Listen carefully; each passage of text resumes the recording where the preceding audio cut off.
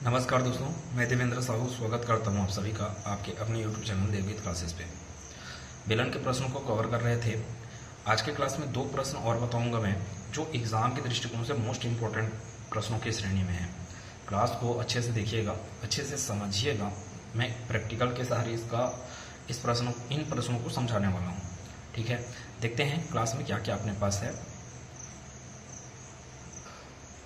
देखिए, 7वां प्रश्न पढ़ेंगे। क्या लिखा है? 22 मीटर गुना 10 मीटर की आयताकार एल्यूमिनियम शीट को इस तरह से बेलनाकार रूप में मोड़ा जाता है कि इसकी छोटी भुजा इसकी लंबाई बन जाती है। इस तरह निर्मित बेलन का आयतन कितना होगा? ये एग्जाम में आने वाले प्रश्नों का एक टाइप है। ये प्रश्न को आपको समझ में आना बहुत जरूरी है। बोला मैं, प्रश्न क्या समझ आ रहा है कि एक आपके पास आयताकार शीट है। ठीक है, एल्यूमिनियम का आयताकार शीट है। मतलब लंबाई कितना है जिसका? 22 मीटर लंबाई है, 22 मीटर। चौड़ाई कितना है? 10 मीटर है। अब अपने को क्या करना है? एल्यूमिनियम शीट को इस तरह से बेलनाकार रूप में मोड़ा जाता है कि इसकी छोटी भुजा इसकी क्या बन जाए? लंबाई बन जाए। छोटी भुजा क्या बनना है? लंबाई। मतलब कि ये 10 किसका काम करेगा? लंबाई का काम करेगा। ठीक है, 10 किसका काम करेगा? लंबाई का काम करेगा। ठीक है, ये आपके पास ये आयताकार एल्यूमिनियम का शीट है। ये 22 मीटर और ये 10 मीटर। ठीक है, इसको मोड़ना है, लेकिन ये लंबाई ही रहना चाहिए। ठीक है, अब मोड़ूंगा मैं, मान लो मैं इसको ऐसे मोड़ दिया। ठीक है, तो जो लंबाई बोला था वो तो छोटा हो गया। तो इस टाइप से नहीं मोड़ना है आपको, लंबाई को जिंदा रखना है, मतलब 10 का 10 रखना है, अर्थात इसको इस रूप में मोड़ा जाना है। अब मैं मोड़ दिया। देखें, ये क्या था आपके पास? 10 था ना। और देखें, ये आपके पास क्या था? 22। ये आपके पास क्या था? 10। तो ऐसे जब मोड़ा मैं इसको तो 10 बन गया आपके पास लंबाई। और देखें, जो ये चौड़ाई था, मतलब कि ये 22 जो था, ये 22 ये क्या बन गया है? वृत्त की परिधि बन गया है। देखें ध्यान से, ये क्या है? वृत्त की परिधि। अर्थात ऐसे प्रश्नों में आपको हमेशा वृत्त की परिधि साथ देता है और उसका फार्मूला साथ देता है। ठीक है, मैं क्या बोला? 22 क्या बन गया? वृत्त की परिधि। ठीक है, अगर इसको बोला जाता कि जो लंबाई है, लंबाई मतलब कि 22, उसके सहारे मोड़ा जाने करके, तो आप ना 22 को पकड़ के मोड़े रहते। ठीक है, 22 को पकड़ के मोड़ा रहता तो 22 ही क्या बना रहता? फिर लंबाई बना रहता।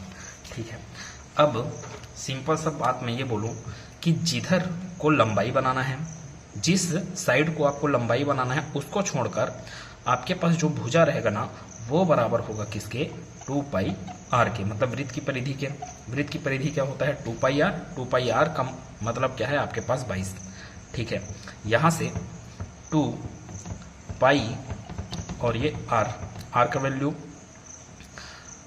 नहीं है अपने पास। ठीक है, अच्छा, बेलन का आयतन बताना है तो 2 पाई आर इक्वल टू अपने पास मिल गया 22। ठीक है, यहां से आपके पास 22 और ये 22 कैंसल आउट, 2/7 है ये। उस पर जाके ये क्या बनेगा? R equal to 7/2। ठीक है, ये मीटर में था तो ये भी किस में आएगा? मीटर में आएगा। आर का मान भी मीटर में आएगा। अब आपको क्या करना है? बेलन का आयतन निकालना है। बेलन का आयतन क्या होता है? बेलन का आयतन होता है पाई आर स्क्वायर एच। एच मतलब कि लंबाई है। अभी लंबाई का काम कौन कर रहा है? बोला मैं, ये 10 कर रहा है। आर का वैल्यू आप निकाल चुके हो। ठीक है, यहाँ पे कैपिटल आर की जगह क्या ले लें? स्मॉल आर, क्योंकि मैं यहाँ पे स्मॉल आर लिखा हूँ। पाई का मान 22/7। आर का मान जब 7/2 है तो आर स्क्वायर कितना हो जाएगा? 49/4। ठीक, फिर गुणा एच का मान, मतलब लंबाई का मान कितना है यहाँ पे? 10। हल करें सिंपल से इसको, तो यहाँ से 7 से ये कैंसल आउट हो गया 7 बार में। फिर और ये 2 से कैंसल आउट हुआ, ये 5 बार में कैंसल आउट हुआ 2 से, और कैंसल आउट करें तो 2 से ये जाएगा 11 बार में। तो क्या क्या बचा आपके पास? 11 बचा, 7 बचा, ये 5 बचा। तो कितना हो गया? 11 सत्ते 77 गुना 5, फिर 5 सत्ते 35, 5 सत्ते 35, 3 38, 385 मात्रक मीटर था इधर, तो इसका मात्रक होगा 385 मीटर क्यूब। वॉल्यूम निकाल रहे हैं। तो इस प्रश्न में आपको क्या समझ में आया कि जिसको लंबाई रखना है उसको छोड़कर जो भुजा जिसको मोड़ा जाना है, जिसको मोड़ोगे ना वो होगा वृत्त की परिधि के बराबर। ये आपके एग्जाम में आने वाला एक टाइप है। ठीक है, तो इस टाइप में दिमाग में रखना, जिसको मोड़ रहे हो उसको बराबर करना है किसके, वृत्त की परिधि के। अगला प्रश्न करते हैं इसी प्रकार से। ये इसका आंसर क्या है, 385, ऑप्शन नंबर ए। कागज का एक चौकोर शीट को इसकी भुजा की तरफ से मोड़कर एक बेलन के रूप में बदल दिया जाता है। वर्ग की भुजा और बेलन की आधार की त्रिज्या का मेरे को अनुपात बताना है। देखो ये ना आयतन को बराबर करने वाले प्रश्न नहीं है, ये सब आप पहले वाले स्ट्रक्चर को तोड़ मरोड़ कर उसके मटेरियल को निकालकर दूसरा वाला स्ट्रक्चर नहीं बना रहे हैं। वो आयतन को बराबर करने वाले प्रश्न कौन सा था आपके पास, जिसमें पिघलाया जाता था, ठीक है। तो यहाँ पर कागज की एक चौकोर शीट है, चौकोर शीट बोलने का मतलब चारों तरफ से आपके पास क्या है, समान भुजा है। चारों तरफ से आपके पास क्या है, समान भुजा ना, ठीक है। अभी समान भुजा मतलब कि अगर ए है तो ये भी ए, ये भी ए, ये भी ए, मतलब एक वर्गाकार शीट को आपको क्या करना है, मोड़कर क्या बनाना है, बेलन बनाना है, मोड़कर बेलन बनाना है। अब मैं इसको इस ए को लेकर ऐसे मोड़ूं या इधर ए को लेकर मोड़ूं, कोई समस्या नहीं है, क्योंकि सभी की भुजाएं क्या है, समान है। अगर मैं इसको लंबाई बोलूं इस ए को, तो ये 2 पाई आर इक्वस टू ये वाला ए हो जाएगा, ठीक है। तो 2 पाई आर इक्वस टू ए। आपको बताना क्या है, वर्ग की भुजा और बेलन के आधार के त्रिज्या का अनुपात बताना है ना, ए बटे आर का मान। तो ए बटे आर का मान ये यहीं से निकल लेगा। ए बटे आर का मान क्या है आपके पास, 2 पाई बराबर ए बटे आर। खत्म, एक ही लाइन में ये प्रश्न खत्म हो गया। ए बटे आर का मान क्या है, 2 पाई ना। 2 पाई बोलने का मतलब 2 पाई रेशियो 1, अर्थात 2 पाई रेशियो 1 करके आपके पास ऑप्शन नंबर डी में दिख रहा है। पूछ क्या रहा है आपको, भुजा का त्रिज्या से अनुपात पूछ रहा है कि त्रिज्या का भुजा से अनुपात पूछ रहा है। अगर त्रिज्या का भुजा से अनुपात पूछता तो आंसर क्या आता, 1:2 पाई।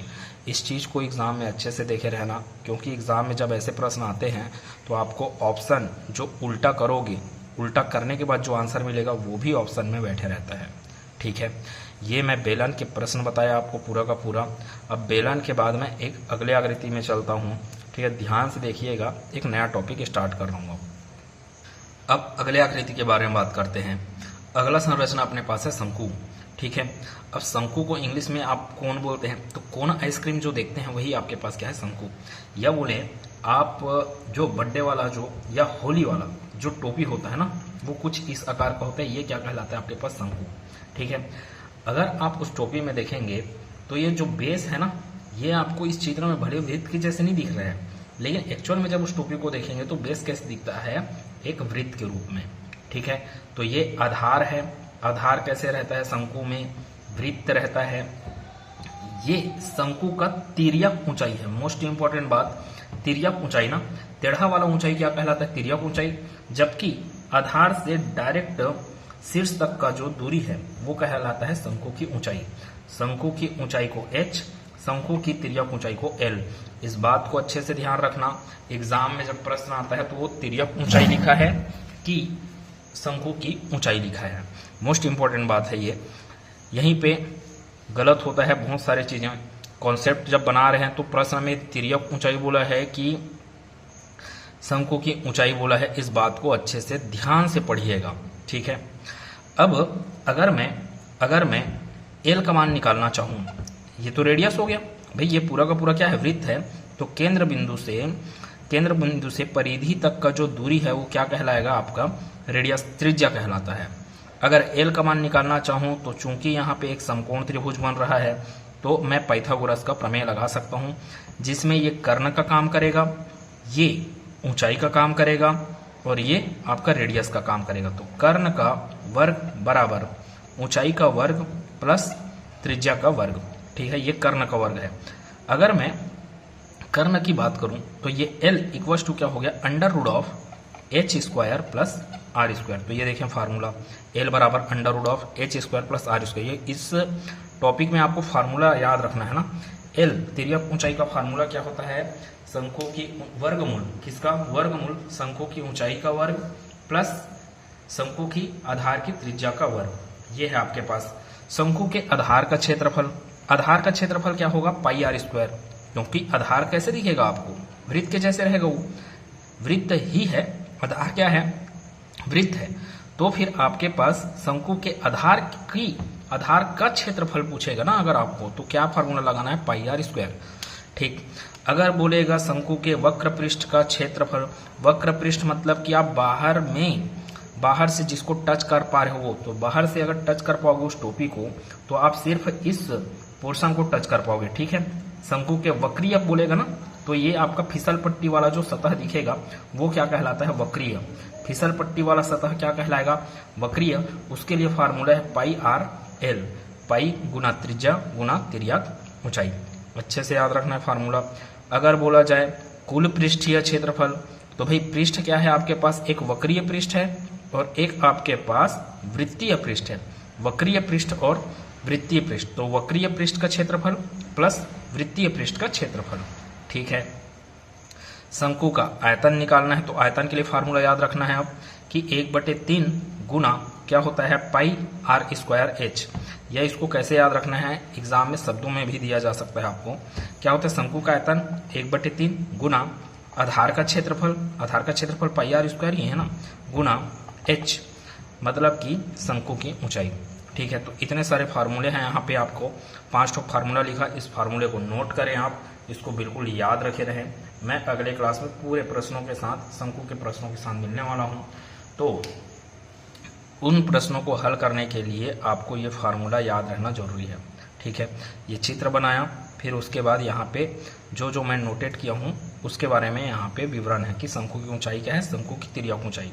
मोस्ट इंपॉर्टेंट लाइन इस टॉपिक में शंकु की ऊंचाई बोला है प्रश्न में कि शंकु की तिर्यक ऊंचाई बोला है प्रश्न में, इसी को ध्यान रखना है।